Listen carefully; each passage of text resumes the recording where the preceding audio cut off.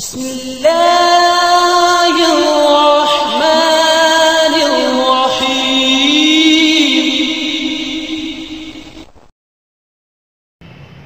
وأشهد أن محمدًا عبده ورسوله أما بعد فإن خير الحديث كتاب الله وخير الهدي هدي محمد صلى الله عليه وآله وسلم وشر الأمور محدثاتها وكل محدثة بدعة وكل بدعة ضلالة وكل ضلالة في النار.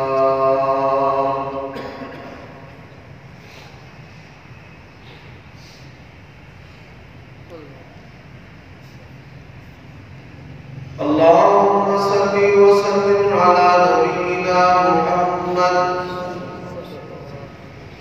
وبارك وسلم عليه. أعوذ بالله من الشيطان الرجيم.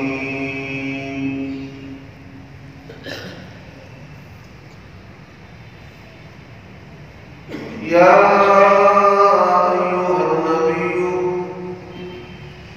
إنا أرسلناك شاهدا ومبشرا ونذيرا وداعيا إلى الله بإذنه وسراجا منيرا.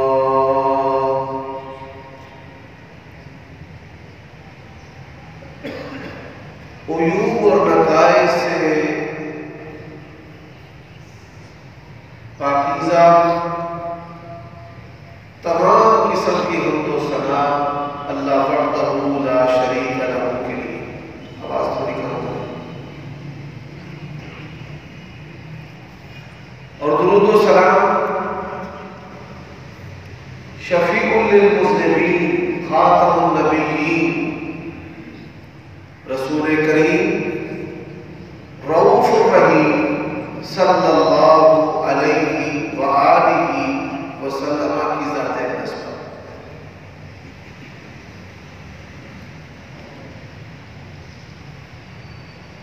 نبی صلی اللہ علیہ وآلہ وسلم کی سیرت مبارکہ کے حوالے سے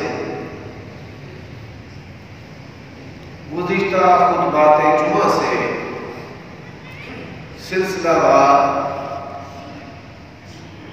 کتاب و سنت سے دلائل آپ سماعت فرما رہے ہیں. آج کے خطبہ جمعہ میں بھی گزشتہ سے وابستہ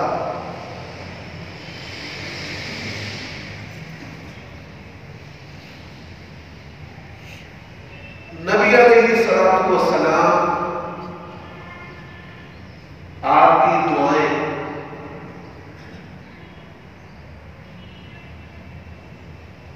جو معجزانہ ہیں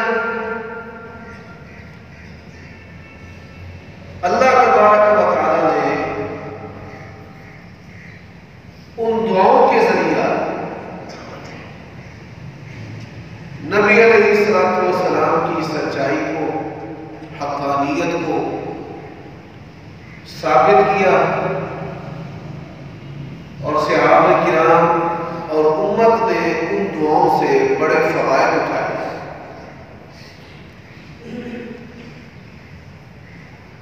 آج بھی اور آج سے لے کر قیامت کی صبح تک رسول اللہ صلی اللہ علیہ وآلہ وسلم کی دعاؤں کے فوائد جو ہیں وہ ہمیں نصیب ہوتے رہیں گے. اور کچھ ایسے اعمال ہیں کہ جن کے کرنے سے میں اور آپ آج بھی نبی علیہ السلام کی دعاؤں کو حاصل کر سکیں. رسول اللہ صلی اللہ علیہ وآلہ وسلم کی دعائیں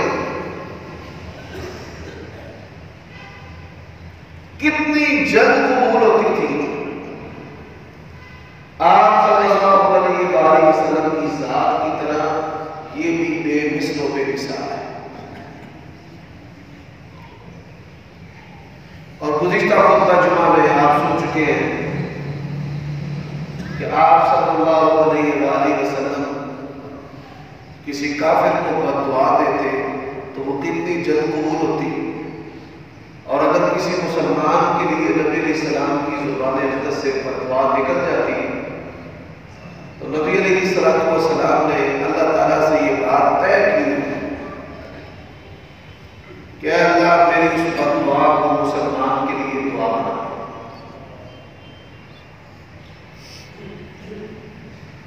اور پھر دوران خطبہ جو بارش کی دعا ہے کہ نبی علیہ السلام کی زبان اقدس سے اللہ تبارک و تعالیٰ سے بارش مانگنے کے الفاظ جدا ہوئے. اللہ تبارک و تعالیٰ نے اسی وقت بارش کا دیا، اور ایک ہفتے کے بعد جب وہ شخص دوبارہ آیا کہ اب ہمیں بارش نہیں چاہیے،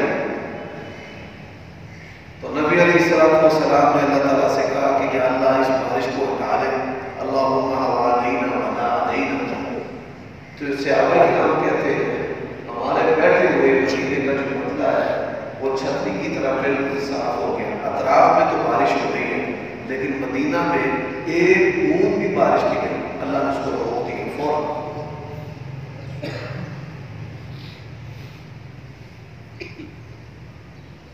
اب جو میں حدیث آپ کو سنانے لگا ہوں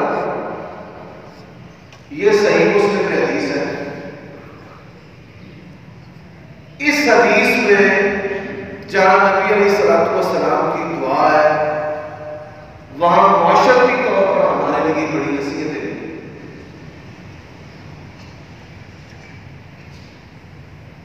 ایک صحابیہ ہے جن کا نام ام طلحہ انصاریہ سے آئی، یعنی انصار سے ان کا تعلق ہے. آواز اور کام کرے مزید کام کرے.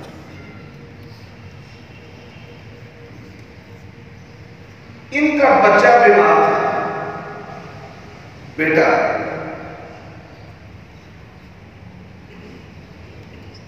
خامد جو ہے وہ مزدوری کرنے کے لیے گیا ہوا تھا، کام کرنے کے لیے. اللہ تبارک و تعالیٰ کی شان،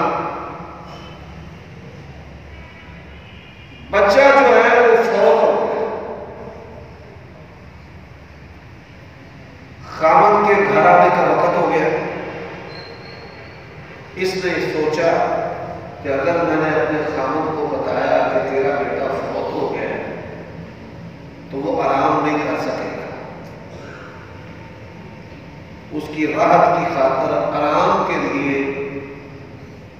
اس نے اس بات کو چھپایا.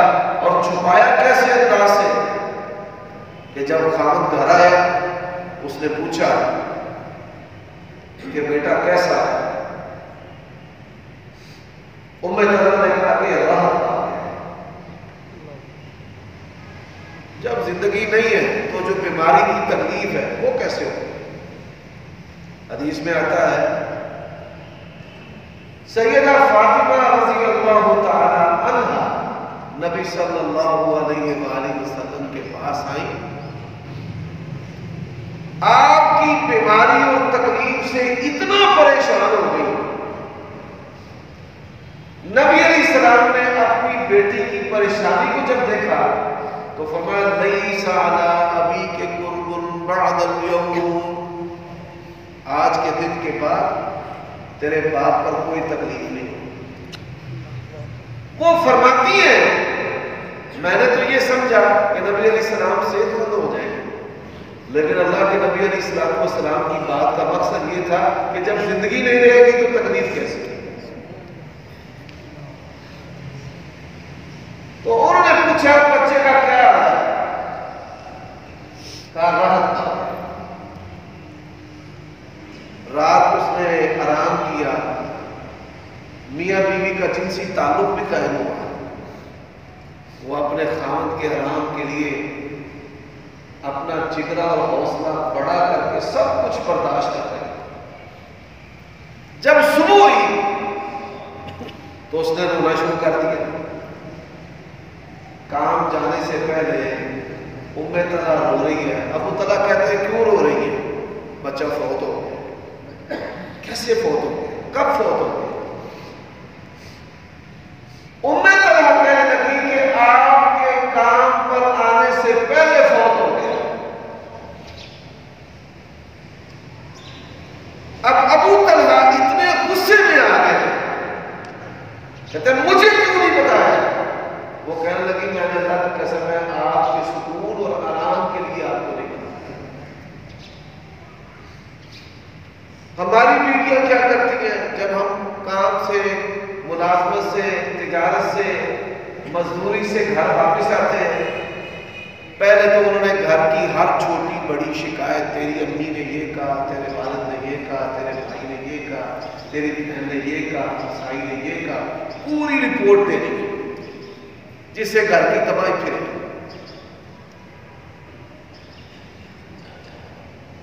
خاوند کو کھانا نہیں دینا،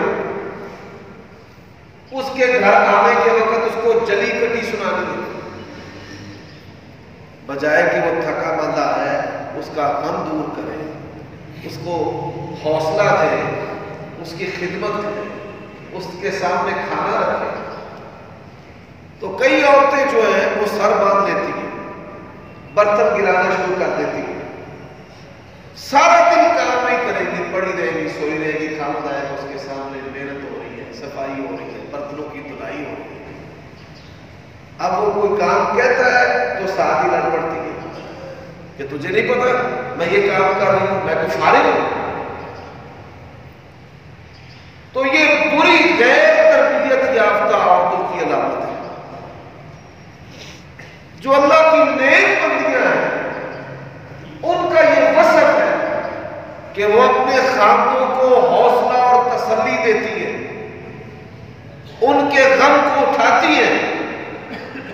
نبی علیہ السلام جب آپ پر اللہ تبارک و تعالیٰ کی طرف سے پہلی وحی آئی، جبرائیل علیہ السلام نے آپ کو اپنے بازوؤں میں دبایا، نبی علیہ السلام فرماتے ہیں قریب کہ میری جان نکل جائے۔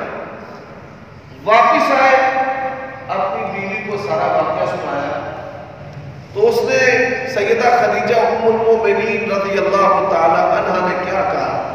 واللہ لا یخزیک اللہ ابدا، اللہ کی قسم ہے آپ کا رب آپ کو کبھی بھی تنہا اکیلا پریشان نہیں چھوڑے گا۔ آپ پریشان نہ ہو، آپ غم نہ کریں۔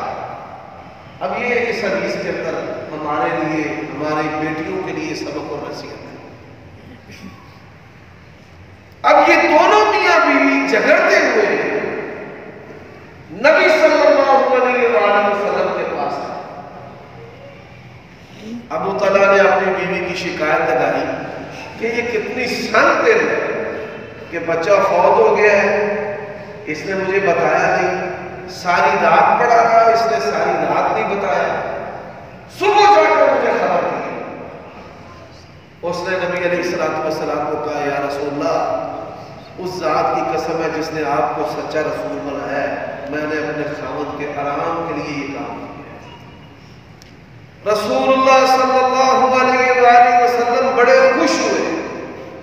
آپ صلی اللہ علیہ وآلہ وسلم نے دعا دی، اے اللہ تیرا نبی تجھ سے گزارش کرتا ہے کہ ان میاں بیوی کو بیٹا عطا کر۔ اللہ تعالیٰ کی شان، جب آئندہ سال ہوا تو اللہ تعالیٰ نے اس سیاہی جوڑے کو ام طلحہ اور ابو طلحہ کو بیٹا دے دیا۔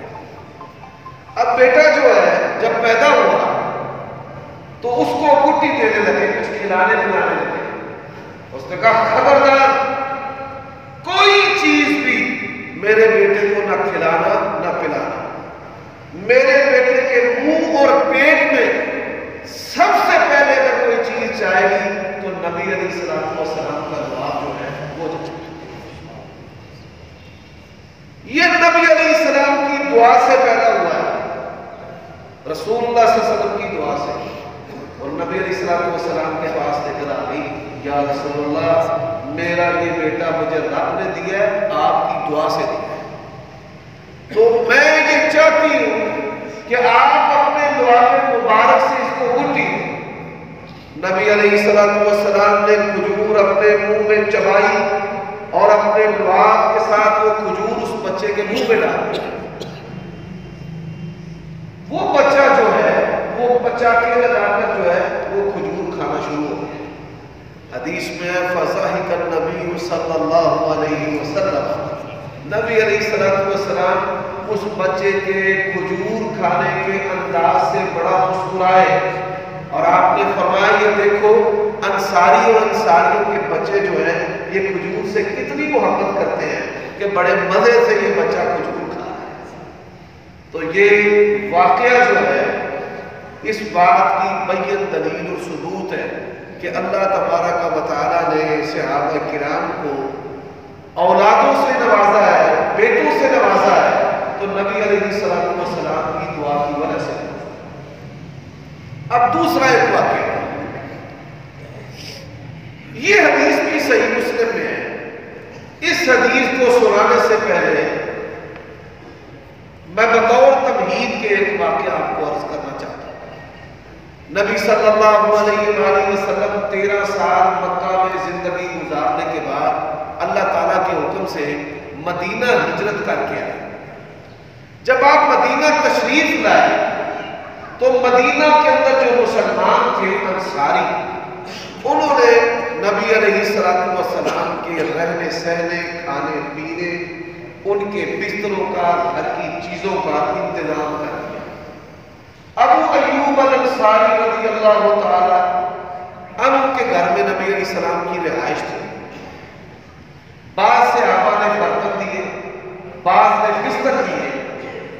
مدینے کا ایک غریب گھر تھا کہ جن کے گھر میں کوئی بھی چیز نبی صلی اللہ علیہ وآلہ وسلم کو دینے کے لیے نہیں تھی، استعمال شدہ پرانی چیزیں تھیں. اس کا سبب کیا تھا کہ یہ بیوہ عورت تھی.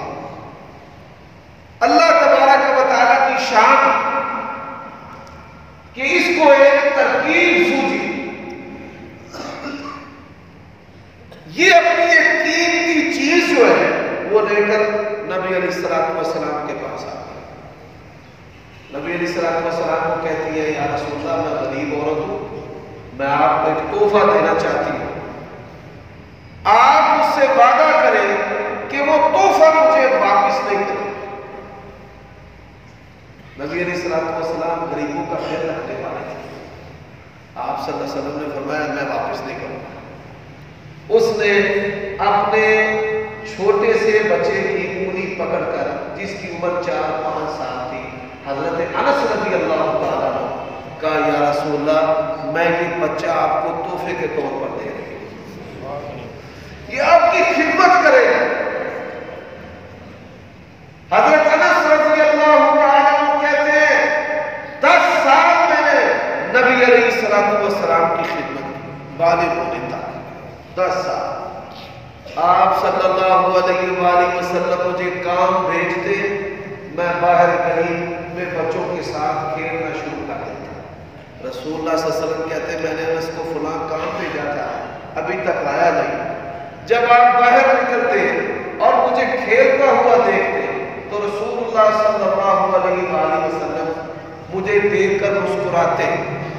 10 سال میں اللہ کے نبی نے نہ کبھی مجھے مارا تو دور کی بات ہے، اللہ کے نبی نے مجھے کبھی ڈانٹا بھی نہیں. فرماتے ہیں ڈانٹنا کیا ہے، اللہ کے نبی نے 10 سالوں میں کبھی مجھے اوف بھی نہیں کہا. 10 سال نبی علیہ السلام کی خدمت کی. اب ان کی والدہ، بیٹا تھا ایک انس رضی اللہ تعالیٰ، ایک کوئی پتر وہ بھی نبی علیہ السلام نے دے دیتا. حضرت انس رضی اللہ تعالیٰ عنہ گھر کا سودا صرف لاتے تھے، پیغام دیتے تھے. اللہ کے نبی کی کمیونیکیشن آپ کی ازواج کے ساتھ بڑی خاص پیغام رسانی کا شرف ان کو حاصل ہے. تو انہوں نے کہا یا رسول اللہ صلی اللہ علیہ وسلم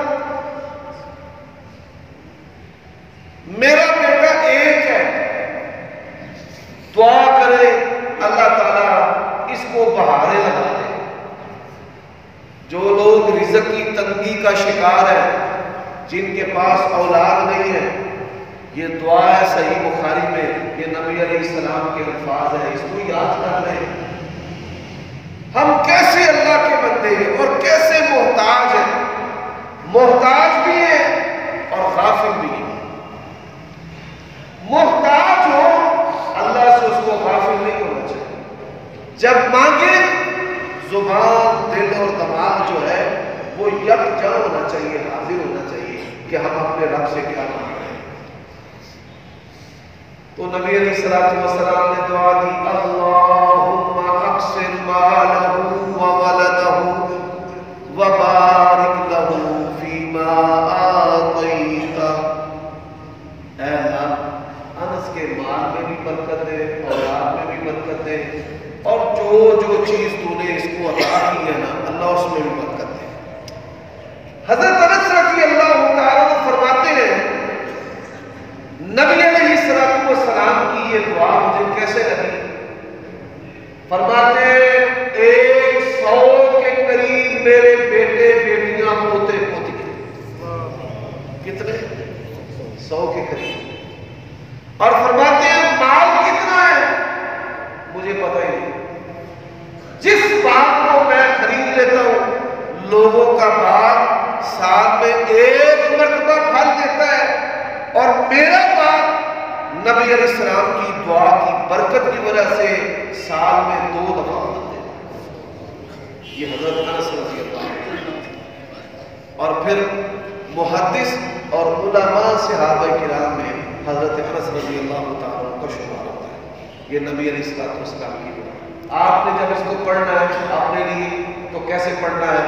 اللہم اکثر مالی وولدی وبارک لی فیما آتیتہ۔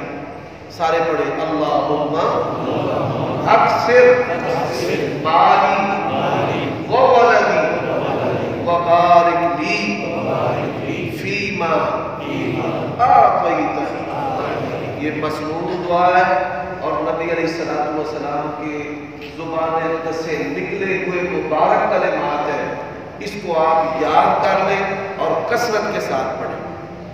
جو بوڑھے ہیں ان کے لیے بھی یہ فائدہ مند ہے کہ اس کے پڑھنے سے اللہ تعالیٰ بیٹوں اور بیٹیوں کو اولاد دے گا، بیٹوں کو بھی عبادت کرے گا اور بیٹیوں کو بھی عبادت کرے گا، اور بوڑھوں کی دعاؤں سے اللہ تبارک و تعالیٰ اولاد کے رزق میں بیٹے اور بیٹیوں، پوتے اور پوتیاں، نواسے اور نواسیاں، ان کی رزق میں بھی برکت عطا کرتا ہے۔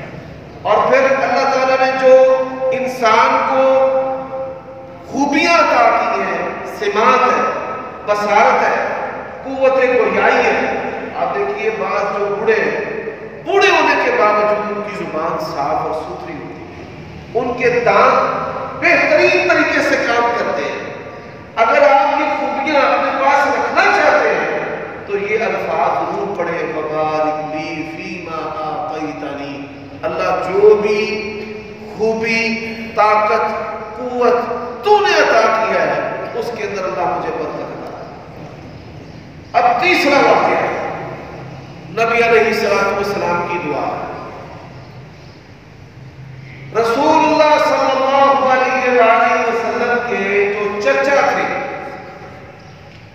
ان میں 2 چچا مسلمان ہوئے، ایک حضرت حمزہ رضی اللہ تعالیٰ عنہ اور ایک حضرت عباس رضی اللہ تعالیٰ عنہ۔ حضرت عباس رضی اللہ تعالیٰ عنہ یہ عمر میں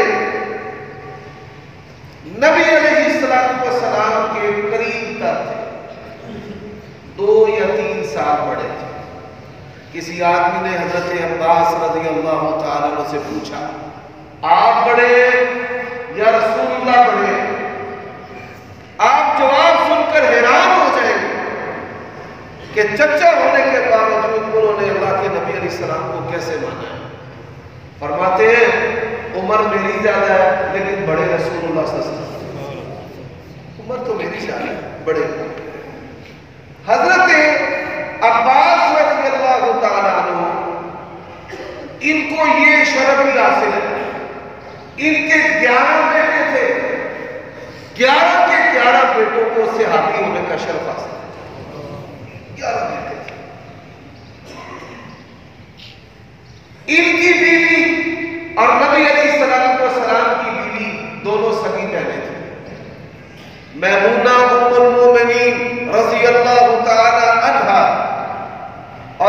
زوجہ میمونہ بنت الحارث اور حضرت عبداللہ ابن عباس کی والدہ ام عبداللہ، یہ دونوں سگی بہنیں تھیں، یعنی یہ نبی علیہ السلام کے چچا بھی تھے اور رشتے میں نبی علیہ السلام کے سانڈ میں لگتے تھے۔ یہ مسلمان کب ہوئے؟ فتح مکہ کے بعد یہ مسلمان ہوئے۔ نبی علیہ السلام جب فتح مکہ سے مدینہ واپس آئے تو یہ بھی مکہ سے مدینہ نبی علیہ السلام کے ساتھ آئے۔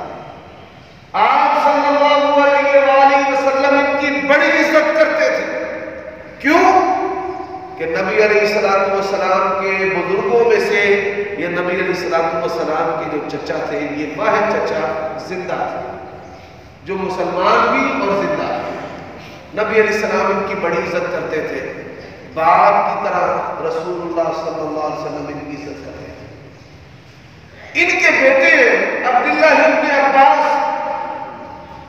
وہ فرماتے ہیں میں جب مکہ میں تھا تو لوگ جو ہیں وہ نبی علیہ السلام کی باتیں کرتے اور میں لوگوں کو کہتا کہ آپ صلی اللہ علیہ وسلم میرے تایا کے بیٹے ہیں، میرے چچا کے بیٹے ہیں، ابن عم ہے۔ عربی زبان میں تایا کے لیے بھی لفظ عم استعمال ہوتا ہے اور چچا کے لیے کہ آپ میرے ابن عم ہیں۔ تو کہتے ہیں میرے دل میں بڑا شوق تھا کہ میں نبی علیہ السلام کو دیکھوں، تو میں 5 نمازیں نبی علیہ السلام کے ساتھ پڑھتا تھا، آپ کے قریب بیٹھتا تھا، آپ کی باتوں کو ریکارڈ محفوظ کر لیتا تھا اپنے ذہن میں۔ نبی علیہ السلام مجھے اپنی سواری پر بھی بٹھا لیتے اور آپ صلی اللہ علیہ وسلم مجھے کیا کہتے؟ یا غلام احفظ اللہ یحفظک، اے بچے اپنے عقیدے کی حفاظت کرنا، اللہ کے ساتھ جو تعلق ہے اس کی حفاظت کرنا، اللہ تیری حفاظت کرے گا۔ اے بچے جب بھی تو نے مانگنا ہے اللہ سے مانگنا ہے، اے بچے جب بھی تو نے مدد چاہیے ہے تو اللہ سے مدد چاہیے۔ حضرت عبداللہ ابن عباس رضی اللہ تعالیٰ عنہ کہتے ہیں میں نے اللہ تعالیٰ سے دعا کی کہ اے اللہ مجھے رات کی جو نماز ہے نا تہجد کی، وہ بھی نبی علیہ السلام کے ساتھ پڑھا۔ اب اللہ تعالیٰ نے انتظام کر دیا، بچے کی دعا قبول کی، سیدہ میمونہ رضی اللہ تعالیٰ عنہ کا نکاح جو ہے وہ نبی علیہ السلام کے ساتھ ہو گیا، ام المومنین بن گئی۔ فرماتے ہیں چند دن گزرے تو میں نے نبی علیہ السلام سے کہا یا رسول اللہ میں آپ کے گھر سونا چاہتا ہوں، مجھے اجازت ہے؟ اللہ کے نبی نے فرمایا اجازت ہے۔ میں اپنی خالہ کے گھر آ گیا، باری رسول اللہ صلی اللہ علیہ وسلم کی میری خالہ کی طرف تھی۔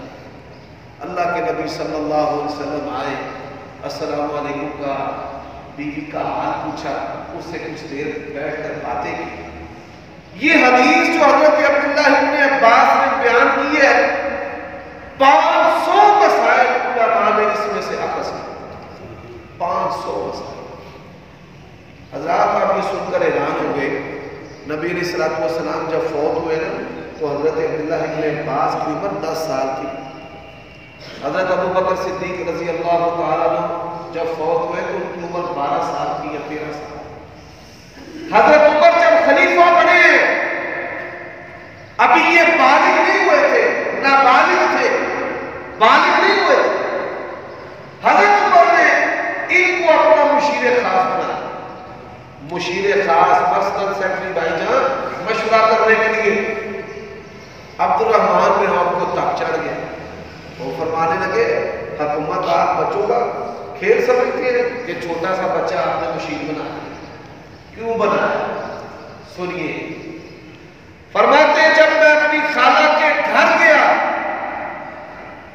نبی علیہ السلام آئے، آپ نے پوچھا نام الغلیوں، بچہ سو گیا؟ فرماتے ہیں میں تو سیکھنے کے لیے آیا تھا، جاگنے کے لیے آیا تھا، فوراً میں نے اپنی آنکھیں بند کر، میری خالہ نے میرا چہرہ دیکھا تو کہا کہاں سو گیا؟ فرماتے میں سویا نہیں تھا۔ جو لوگ کہتے ہیں کہ فلاں کو بھی پوشیدہ چیزوں کا پتہ ہے، فلاں کو بھی پتہ ہے، اللہ کے لیے اپنا عقیدہ ٹھیک کر دو۔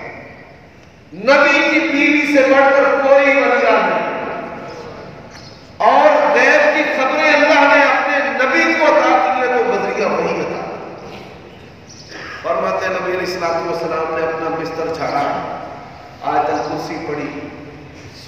طریقہ بیان کیا رسول اللہ صلی اللہ علیہ وسلم نے قبلہ کی طرف منہ کیا، اپنا رخسار جو ہے اس کے نیچے اپنا دائیں ہاتھ رکھا، نبی علیہ السلام پہلو کے بل لے کر سوئے، بیت اللہ کی طرف منہ کر کے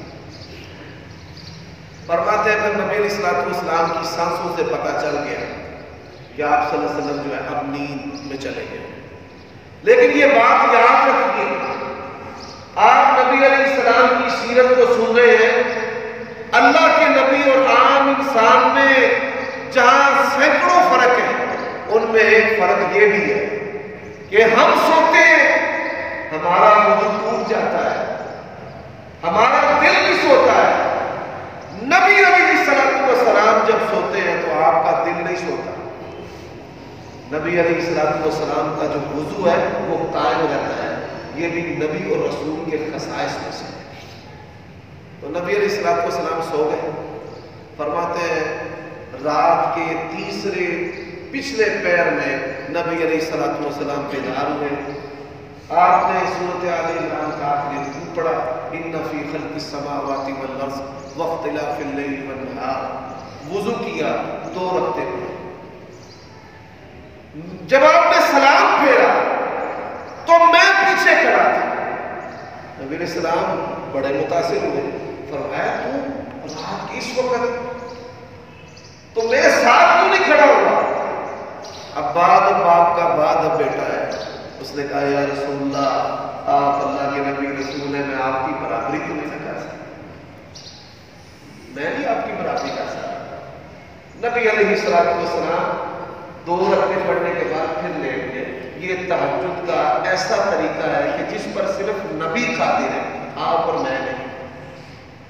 نبی علیہ السلام پھر اٹھے، پھر وضو کیا، پھر نماز کے لیے کھڑے ہوئے۔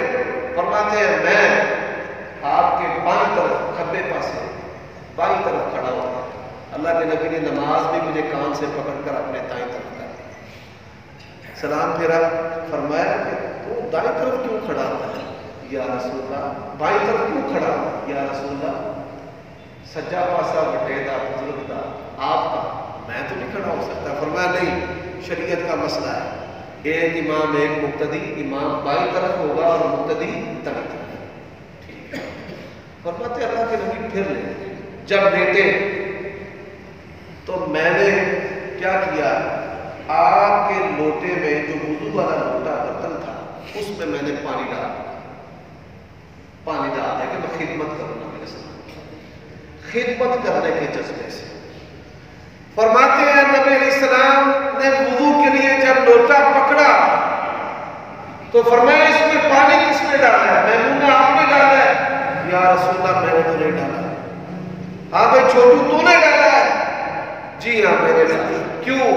اللہ کے رسول اللہ آپ کی خدمت کرنے کے۔ نبی علیہ السلام اس کی پہلی 2 باتوں سے بڑے خوش تھے، جب تیسری بات خدمت کی آئی تو اللہ کے نبی نے ہاتھ اٹھائے، اللہم علمہ الکتاب وفقہہ فی الدین، اے اللہ اسے دین کا فقیہ اور شریعت کا بہت بڑا عالم بنا دے۔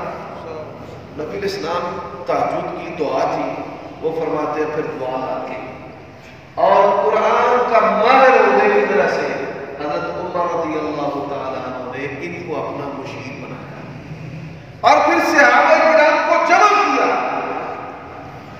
حضرت عمر نے کہا قرآن مجید کی ایک سورت ہے اذا جاء نصر اللہ والفتح، اس کی تفسیر بتاؤ، شان نزول بتاؤ۔ حضرت عبداللہ ابن عباس کیا کرتے تھے، اللہ کی قسم قرآن کی کوئی سورت و آیت ایسی نہیں، کب اتری، کس کے حق میں اتری اور کیوں اتری، مجھے اللہ کی توفیق سے سب کا اتنے بڑے مفسر اور محدث تھے۔ تو صحابہ کرام نے کہا جی کون سی سورت ہے؟ فرمانے لگے اذا جاء نصر اللہ والفتح، بتاؤ۔ صحابہ کرام کہنے لگے ہمیں تو نہیں پتا۔ فرمانے لگے سبحان اللہ، کہ ہمیں نہیں لگا، اچھا جی آپ بتاؤ۔ فرماتے ہیں جب یہ سورت اتری تو نبی علیہ السلام دین غالب آ گیا، نبی کی ضرورت نہیں۔ اللہ کی یہ سنت ہے کہ جب دین غالب آ جائے اللہ پھر نبی کو دنیا سے اٹھا لیتے ہیں۔ اللہ کے نبی نے کہا واللہ لا اعلم قدر بقائی فیکم، اب مجھے نہیں پتا کہ میں تمہارے اندر کتنی دیر زندہ ہوں، مجھے نہیں لگا۔ تو اللہ تعالیٰ نے اس آیت کریمہ کے اندر اذا جاء رسول اللہ میں غلبہ دین کی بشارت دی اور یہ بھی بتایا کہ نبی علیہ السلام دنیا سے جانے والے ہیں۔ یہ باتیں ان کو آپ کے قریب جو صحابہ تھے وہ سمجھتے تھے۔ نبی علیہ السلام نے یہ کہا کہ اللہ نے اپنے ایک بندے پر دو چیزیں پیش کی ہیں، آخرت یا دنیا، تو اس نے آخرت کو پسند کر لیا۔ تو صحابہ کرام کے سامنے یہ پہلو تھا کہ دنیا پر آخرت کو ترجیح دینا، لیکن حضرت ابوبکر صدیق نے رونا شروع کر دیا کیونکہ ان کے سامنے یہ بات تھی کہ وہ بندہ جس کے ساتھ اللہ نے بات کی ہے وہ نبی علیہ السلام، اور دنیا و آخرت اب اس سے مراد یہ ہے کہ نبی علیہ السلام اب اللہ کے پاس جا رہے ہیں، آخرت میں جا رہے ہیں۔ تو فبکا ابوبکر صدیق رضی اللہ تعالیٰ نے رونا شروع کر دیا۔ تو نبی علیہ السلام کی دعا حضرت عبداللہ ابن عباس تمام صحابہ کرام میں سے سب سے بڑے مفسر قرآن تھے، اور جب بھی وہ اپنے گھر سے باہر نکلتے پورے صحابہ کرام ان کو اپنے کندھوں پر بٹھا کر مسجد نبوی کے اندر لے جاتے تھے۔ اور حضرت عبدالرحمن بن عوف کیسے عظیم انسان تھے، ہماری طرح نہیں کہ مشورہ قبول نہیں ہوا تو خواہش یہ رکھنی میں اس کا بیڑا غرق ہوتا کہ میرے مشورے کی قیمت کا پتہ چلے۔ اعوذ باللہ، مسلمان ہر حال میں مسلمان کا خیر خواہ ہوتا ہے، وہ مشورہ مانے یا نہ مانے، بھائی نہیں مانا پھر بھی رب تیرا بھلائی کرے۔ تو حضرت عبداللہ ابن عباس کے بارے میں انہوں نے کیا کہا کہ آپ اس کو ہمارا استاد بنائے اور ہم قرآن اور اس کی تفسیر ان سے سیکھا۔ اور صحابہ کرام ان سے تفسیر پڑھتے تھے، قرآن مجید کے شان نزول اور سیاق و صفات کو سمجھتے تھے۔ اللہ تعالیٰ سے دعا ہے اللہ تعالیٰ ایسے شوق ہمارے بچوں کو عطا کرے۔ آج لوگ پوچھتے ہیں کہ بچے کو حافظ بنانا ہے، تو میں ان کو کہتا ہوں اگر حافظ بنانا ہے تو موبائل سیکھنے کی عمر سے پہلے بناؤ۔ پرائمری کے بعد اب بچے کا حافظ ہونا مشکل ہے، اب 5 سال کی عمر میں اس کا حفظ شروع کرا دو تاکہ وہ یہ موبائل کی آفت کو جاننے سے پہلے قرآن مجید کو اپنے سینے میں اتار دیں۔ تو صحابہ کرام کے بچوں کا شوق کیا تھا؟ سنت اور سیرت کو جاننا، آپ کی عبادات